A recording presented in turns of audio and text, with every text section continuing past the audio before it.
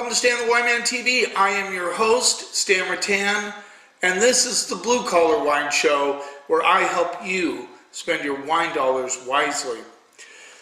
I just did an episode about some very interesting white wines from Italy, a Pecorino and a Grillo. Grillo from Sicily, Pecorino from Abruzzo in Italy. Kind of fun to do that. I thought they were very good wines. It was very interesting to taste those. And now we're going to move on to another very good grilling wine. We're going to be doing some grilling. I actually grilled all winter, so I grill all the time. Just looking at some notes on the back here. We're going to go do Zinfandel. Zinfandel, the famous American wine. White Zinfandel saved the wine world in the 70s. I still sell a little bit of white Zin at the store. White Zin is Zinfandel, a rosé of Zinfandel. They tend to be a little bit sweet. A lot of people don't like them. A lot of people do like them, and they're very inexpensive. But in the 70s, when they started making white Zin, it was a big hit, and it helped the wine world to just grow from there. But we're talking about the real Zinfandel, the red Zinfandel that hails out of California. There's a couple actually in Washington State, but it's a really big in Lodi County. Well, a lot of Sonoma County people do it now. Also, Amador County does a lot of really good Zinfandels. Zinfandel is one of my favorite wines. I love it. So every once in a while, your palate needs that big punch in the face. You need that big hedonistic bash of fruit, and Zinfandel is known for that. It's known for being big, bold, high in alcohol. I actually have kind of got away from recommending it for Thanksgiving because you're eating so much food. This is so heavy in alcohol. If you're like me, you just go to sleep. And I don't want to go to sleep during Thanksgiving. I want to be around my family. I want to enjoy that. So I tend to go towards other wines. But in the summertime, when you're grilling meats, you're outside, you're doing things, you know, Zinfandel is a great barbecue wine. And so we're going to try a couple of Zins. One I have heard of before, one I've never tried before. So I'm very curious. Love these wines. You know they're not going to last more than a couple of days after I do this episode. This is Ancient Peak Zinfandel. Excuse me, Paso Robles, California, Santa Margarita Ranch. This rolls in at $16 to $17, 2015. It is 14.6% alcohol. So these are higher in alcohol for sure. And a lot of you anti-alcohol guys, you know, kind of shy away from these, but you know, I like them. If you want to know they're my favorite wines, go try and find one in my cellar. There's none down there because I always drink them. They don't last down there very long. All right. Ancient Peaks. Zinfandel, actually, they originally thought it was, well, it is related to Primitivo in Italy. You probably heard of Primitivo. But it didn't actually come from Italy. It came from Croatia. So that's the original spot for it. They've done some DNA tests. Excuse me. They've done some DNA testing and found it's very closely related to a couple of grapes in Croatia. So Croatia, they do Primitivo in Italy, and of course in the 19th century is when it was brought to the U.S. Very interesting. We tasted some Pecorino, and I forgot to mention that in the other episode. It also came around the 19th century. So let's see what we get. Was that Grillo? Anyway, I think it was Grillo, but it doesn't matter. All right, let's see what we get on the nose.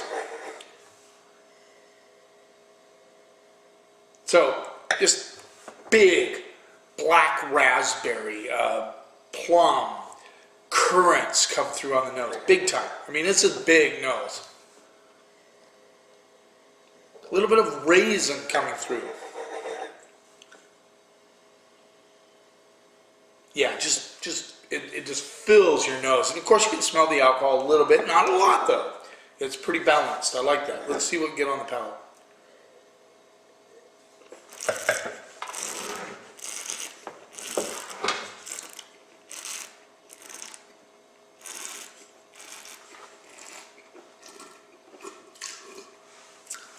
Hiding behind the spit bucket, one of my viewers made a comment that she thought I should find another way to get rid of the wine out of my mouth. But if I swallowed all the wine, I'd be, especially these guys, I'd be drunk by the end of the episode.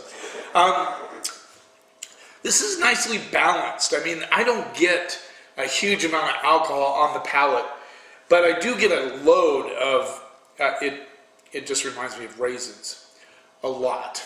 So we could say dried currants if you want to say it, but it has a big raisin characteristic to this. And you have to remember, if you go back in the day, I used to make raisin peanut butter sandwiches. I know it sounds kind of gross, but I like those. And so I've always liked raisins a lot. So it's understandable that I would like Zinfandel. Not all Zinfandels have this much raisin on them. There's also a little bit of black raspberry coming through. But what I like about this one the most is the balance. It doesn't totally smash your palate with fruit. It has good balance.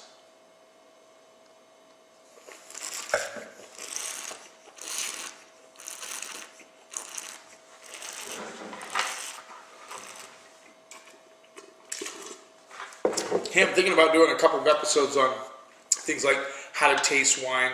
I've done one on decanting like a million years ago. If you go way back in the early episodes, I did a really I thought it was kind of cool on decanting. This has black raspberry for sure, blended with that raisin characteristic, or dried currants, as you might want to say, politically correct, PC. And as you aerate it in your mouth, there's a big dose of, to me, dark cherries coming through. The Zinfandel is known to be kind of medium tannins. It's not like Pinot, certainly lighter than a Cab or a Merlot, but it's not like a Pinot. It's not as light as a Pinot. Pinots don't have the tannins. Zinfandel does. It has medium to medium high tannins, so that's what gives it that texture in your mouth, that big, the largeness, the big boys. It's got some muscles on it. It also balances with the fruit. If it didn't have those tannins, that fruit might be making it into a flabby wine. It also has a fair amount, moderate acidity, so that also lifts it in the mouth. This is a good Zinfandel. This is well balanced, well made Zinfandel.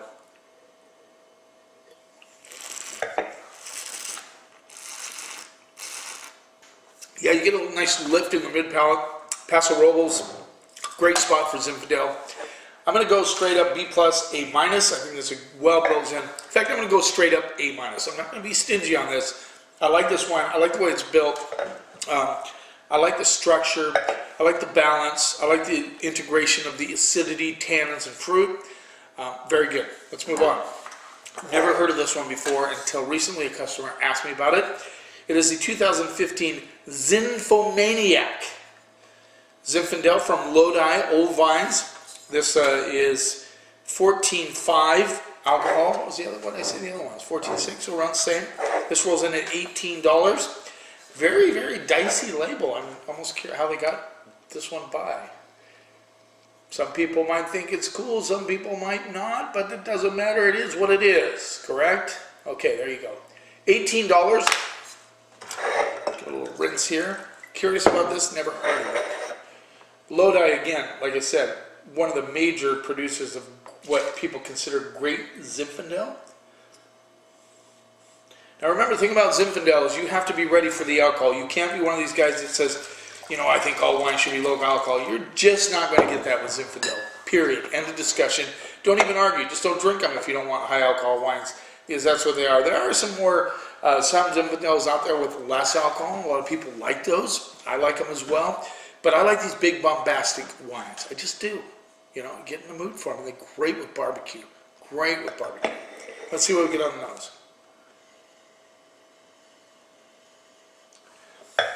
This has stewed, you stewed plums and currants together.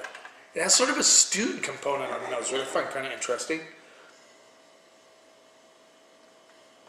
A little bit of bark coming through, a little bit of black tea. But I'm really, really curious about that kind of stewed currant and plum component coming through. Maybe with a little blackberry thrown in. Yeah, interesting. And again, just a little bit of a burn on the nose, but not a lot. Let's see what we get on the palate.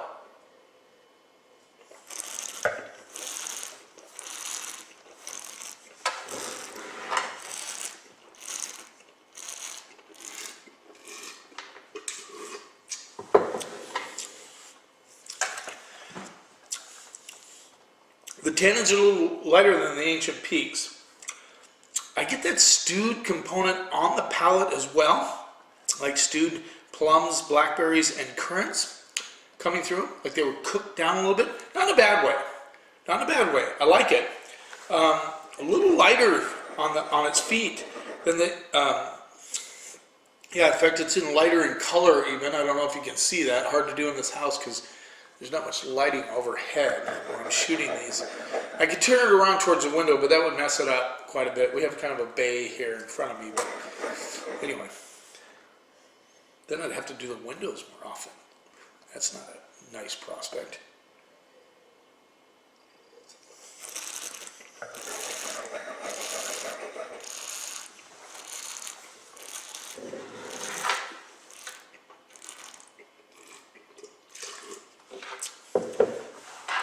Just a hint of white pepper underneath. I'm getting a little bit of chocolate on this one, which I didn't get on the Ancient Peaks. A lot of Zinfandels will show a chocolate characteristic.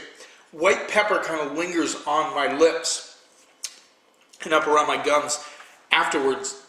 Not as structured as the Ancient Vines, but it's certainly not huge, which I like. It's a little lighter on its feet, which a lot of you may like that. The alcohol is not prominent on this, at least I don't feel it is on my palate. Now, you got to understand, and I'll be fair here, I love Zinfandel. So some of you who don't drink a lot of Zinfandel, who might maybe enjoy Pinot Noir, or like you like Bordeaux quite a bit, and all of a sudden you want to try Zin, this may like feel like, pow, pow, pow, pow, pow. Wow, this is huge wine. I get it. I get it. I totally understand that.